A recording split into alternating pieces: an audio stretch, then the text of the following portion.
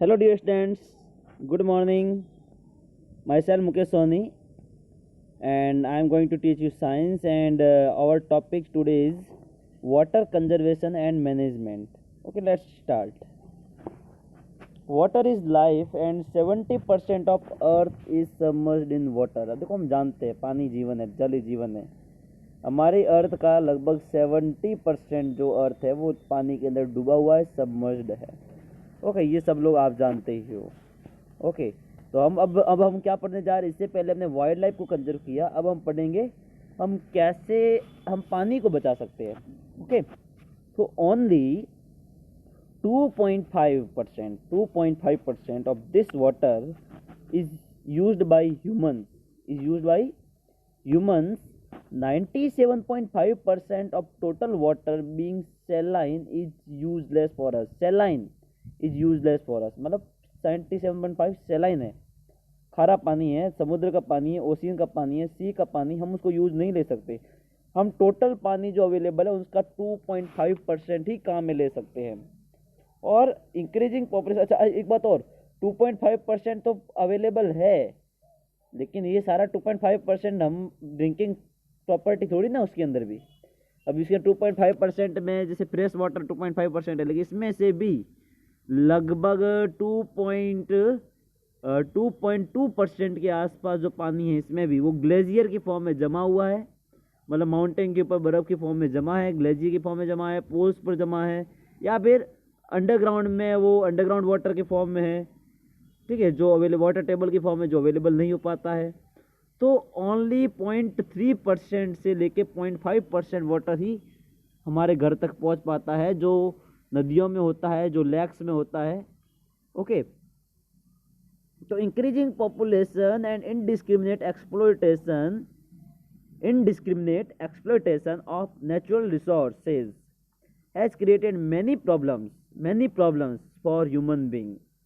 आज जिस तरह से पॉपुलेशन बढ़ी है, जिस तरह से हम नेचुरल रिसोर्सेज को एक्सप्लॉइट कर रहे हैं, वैसे वैसे हमारे सामने कई तरह की प्रॉब्लम क्रिएट हो रही है।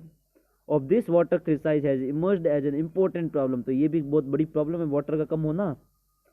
The reason for this are pollution of water bodies. देखो, पहले तो पानी है ही कम, 0.3 से 0.5%।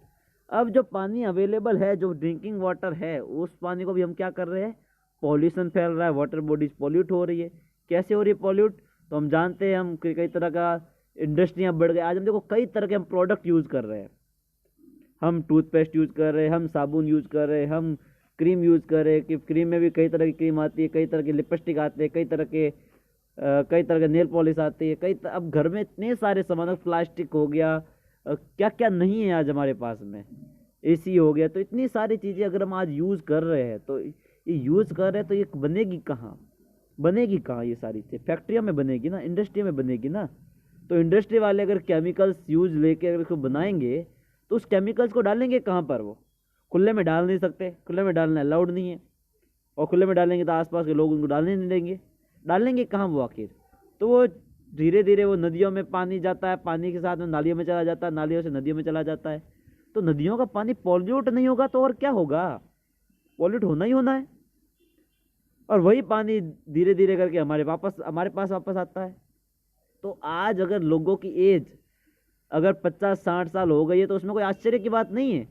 हम जितना खुद को मॉडर्न करने की कोशिश कर रहे हैं, खुद को जितना स्टैंडर्ड करने की कोशिश कर रहे हैं, उसी के चक्कर में सारा कबाड़ा हो रहा है ना। तो over exploitation of ground water को भी हमने एक्सप्लोइट यूज कर दिया। कुएं आज खाली हो गए हैं, ठीक है, कुएं आज बिल्कुल खाली हो गए हैं। बरसात आती है तब कुछ महीने भरते हैं। इंडस्ट्रियल डिमांड ऑफ वाटर पानी की डिमांड इंडस्ट्री में बढ़ रही है। अब देखो, पानी फैक्ट्रियों में स्टीम एनर्जी को यूज में लिया जाता है, तो स्टीम एनर्जी के लिए पानी ही चाहिए होगा ना, और क्या चाहिए होगा? Uncertainty of monsoon. आज देखो मानसून अनसर्टेन हो गया है। कभी फिक्स होता था, मानसून आता था अगस्त सितंबर महीने में आता था, लेकिन आज देखो कोई पता नहीं चलता। कभी जनवरी में आ जाता है, कभी मार्च में आ जाता है, कभी दिसंबर में आ जाता है, कोई पता नहीं चलता है। अब नेग्लेक्टिंग द ट्रेडिशनल सोर्स को हमने बिल्कुल नेग्लेक्ट कर दिया। आपने सुना कभी हमने घर में बावड़ी से पानी लेकर आए हो? पता है बाड़े में बावड़ी है कहाँ? वो भी नहीं पता कि बाड़े में बावड़ी है कहाँ। ठीक है। तो बावड़ी से लोग पहले पानी लाते थे। बावड़ी ट्रेडिशनल सोर्स था जहाँ पे क्या होता बहुत लंबे समय तक पानी रहता था। आज बावड़ियाँ सूख गई है और इसको कोई यूज भी नहीं ले रहा, टूट टूट गई है, फट गई है। भारत में पहले पुराना सिस्टम था, पहाड़ों का पानी बहकर आता था, वो किसी नाड़ी में इकट्ठा होता था, आगे बावड़ियों में इकट्ठा होता था। आज हम यूज ही नहीं ले रहे हैं उनको। या फिर बरसात का पानी होता था, हम उसको एक सार्वजनिक टैंक होता था, उसको टैंक के अंदर हम भरते थे। या आज भी हम यूज में ले सकते हैं। घर में छत का पानी है, अगर घर हमारे छत बरसात के दिनों में अगर हम छत को साफ रखें और उस पानी को यूज ले तो ले सकते हैं, थोड़ा फिल्टर करके यूज ले सकते हैं। तो पानी की प्रॉब्लम हो रही है ये सारी, तो आप समझ रहे हो पानी की प्रॉब्लम। अब ये चैप्टर आपको क्यों दिया गया है? केवल पढ़ के एग्जाम में लिखने के लिए थोड़ी दिया गया है। इस चैप्टर के पढ़ने का हमारा उद्देश्य यही है कि ताकि हम पढ़े, ताकि हम पढ़ के हमारी आँख खुले, हम थोड़े जागरूक हो, ताकि हम कुछ ना कुछ कर सके। अब हम ये कहेंगे मेरे अकेले के करने से क्या होगा? अरे भाई, एक एक करेगा तो उससे भी बहुत हो जाएगा। अगर एक आदमी करता है तो उसको देख के थोड़े दिन तो लोग हंसेंगे, क्योंकि कोई भी अगर नया काम शुरू करता है तो लोग हंसेंगे, और बेशक हंसेंगे, तो थोड़ा हंसी का पात्र तो बनना ही पड़ेगा, है ना।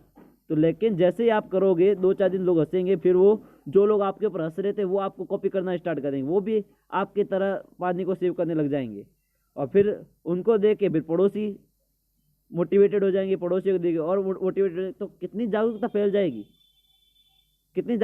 जाएगी। तो एक आदमी भी अगर करता है तो इससे भी बहुत चेंज आता है। ये मत समझो कि एक आदमी मेरे अकेले करने से क्या होगा, बहुत चेंज आता है अकेले के करने से भी। अब अकेले करो इसका मतलब क्या? आप समझदार हो बाकी वालों से, आप भीड़ में से अकेले लोयन हमेशा अकेला चलता है। Okay.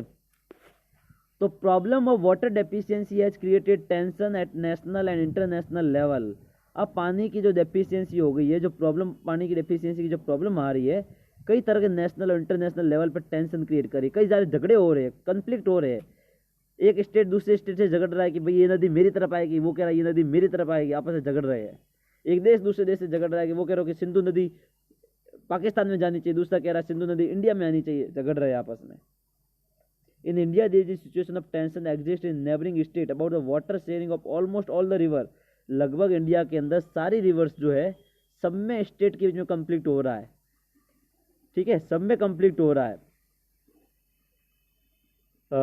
So water conservation and management is today's biggest demand. तो ये सबसे बड़ी डिमांड है, हमें पानी को कंजर्व करना ही पड़ेगा, सबसे बड़ी डिमांड है ये। There are 3 important principle of water conservation and management. 3 technique के ऊपर 3 प्रिंसिपल के ऊपर हम बात करेंगे। फर्स्ट है मेंटेनिंग वाटर अवेलेबिलिटी। तो पहला आपको पानी को मेंटेन करना पड़ेगा। वाटर अवेलेबल है पहले से जो वाटर अवेलेबल है उन्हें मेंटेन करना पड़ेगा, उसको पॉल्यूशन से बचाना पड़ेगा, उसको गंदा होने से बचाना पड़ेगा।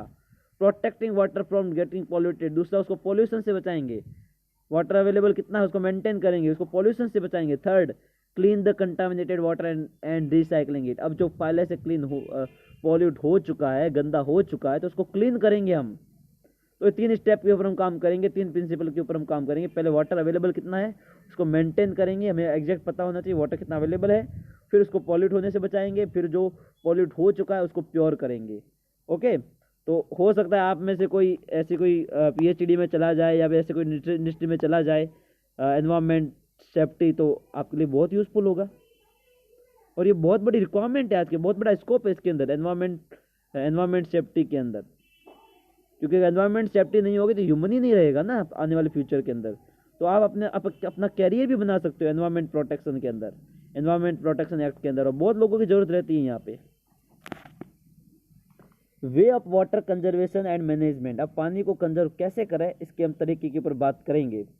Water is a cyclic resource आप जानते हो, आपने पढ़ा है बचपन में वाटर साइकिल, ठीक है। अब मुझे इसके बारे में आपको डिटेल बताने की जरूरत नहीं है। If it used judiciously it will not be depleted.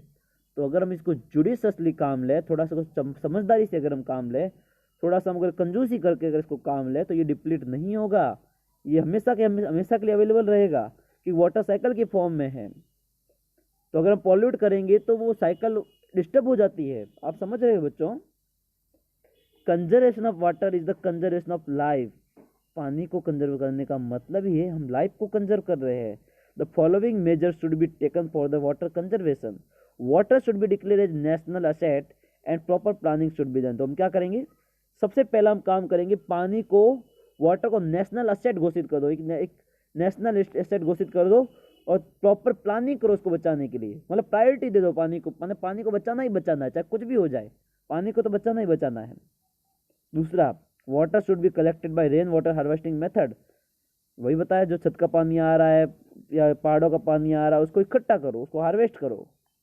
Wastage of water should B minimised in domestic work, domestic work के अंदर जैसे घर में बर्तन धोते हो, थाले, ये जो कपड़े धोते हो, इसमें पानी कम से कम यूज लो, जितना हो सके उतना यूज लो, फिर टैप को बंद करो। Ground water should B over exploited, should not be over exploited, ground water को जरूरत के हिसाब से काम में लो, ज़्यादा उसको जैसे इरिगेशन के लिए काम ले रहे हैं ग्राउंड वाटर को, तो अगर बरसात के दिन है तो अब ग्राउंड वाटर लेने की जरूरत नहीं है, बरसात का पानी सीधा लो, ये बरसात के 2 महीने से पहले बरसात का वेट करो। Okay, water should be prevented from being polluted, उसको प्रिवेंट होने से बचाओ, ये हम सबकी जिम्मेदारी है, ये पानी को बचाना हम सबकी जिम्मेदारी है बच्चों। Water should B recycled and used again, पानी को रिसाइकल लो, यूज करो अगेन, जैसे नालों का पानी आ रहा है, गंदा पानी आ रहा है, जो पॉल्यूट पानी हो गया, नदियों का पानी हो गया, उसको रिसाइकल करो। रिसाइकलिंग प्लांट हर शहर में होने चाहिए, जहाँ पे हम आप जानते हो क्लोरीन डालते हैं पानी के अंदर बैक्टीरिया को मारने के लिए, इसको पूरा एक वाटर ट्रीटमेंट प्लांट होता है, आप यूट्यूब पे सर्च करोगे आपको पूरा डिटेल में प्राप्त मिलेगा। For fluid control and proper use of water the river should be linked together, fluid control, बाढ़ जो आ रही है बाढ़ को रोको, proper use of water the river should be linked together, proper use of water the river should be linked together, जो नदियाँ जो आपस में, नदियों को जोड़ो, एक नदी को दूसरी नदी से जोड़ दो ताकि उसका पानी यूज होता रहे। जैसे डेजर्ट के अंदर आके कई सारा पानी इवापोरेट हो जाता है, नदियों का पानी, जैसे लूनी नदी का पानी है डेजर्ट में आता है तो इवापोरेट हो जाता है, लूनी नदी के पानी को यूज में भी नहीं दिया जा रहा है। तो अगर लूनी नदी के पानी को अगर हम थोड़ा सा अगर इसको थोड़े से अगर कैनाल बना के अगर इसको अलग कर दे और फिर इसको इसके अंदर सॉल्ट को हटा दे, ठीक है, यहाँ पे स्पेशली जो आगे ये डेजर्ट एरिया के अंदर, वेस्टर्न एरिया के अंदर जो पानी नदियाँ जाती है वो आगे सूख जाती है, तो उसको सूखने से बचा दिया जाए तो हम कितना बड़ा एक काम कर सकते हैं इसको, एक तो उस पानी को यूज में आ जाएगा हमारे। फाउंटेन मेथड और drip method should be employed for irrigation, irrigation में काम ले रहे हो, पानी को सिंचाई में काम ले रहे हो, तो वहाँ पे पानी को एक एक पौधे पर बहाने की बजाय अगर हम वहाँ पे फाउंटेन मेथड काम ले, आपने देखे हुए पार्क वगैरह में जो घूमता है, एक चक्र घूमता है, उसमें पानी चारों तरफ फ्लो होता रहता है, तो दैट इज बेस्ट मेथड। या ड्रिप मेथड में क्या करते हैं, जैसे थोड़ा सा जो ऊंचाई वाले एरिया होते हैं, जो रफ एरिया होते हैं, वहाँ पे पानी को ऊपर डाल दिया जाता है और नीचे जड़ों तक, बाकी नीचे वाले पौधों के अंदर पानी अपने आप मिलता रहता है। तो इस तरह की हम टेक्निक यूज में ले सकते हैं। First step in this direction is the scientific management of water source through integrated water shade management and second step is rain water harvesting. तो हम क्या कर सकते हैं, सबसे पहला साइंटिफिक मेथड जो है, direction in this scientific management water source through integrated water shade management, तो हम water shade management, integrated water shade management सबसे अच्छी टेक्निक है। सेकंड टेक्निक है वाटर हार्वेस्टिंग। तो अब हम इसके बारे में हम बात करेंगे कल। थैंक यू आज के लिए, एंड आई होप आप सब लोग पढ़ रहे हो, और अगर आपको कोई डाउट आता है मुझसे पूछ सकते हो। Thank you everyone.